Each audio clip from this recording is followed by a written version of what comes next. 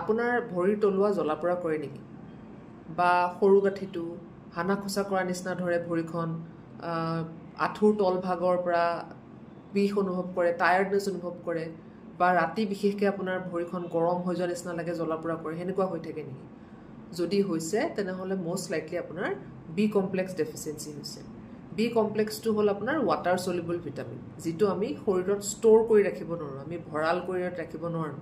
গতিকে এইটো আমি ৰেগুলাৰ ইন্টাৰভেলত খাই থাকিব লাগে আৰু মোষ্ট কমন কজ হ'ল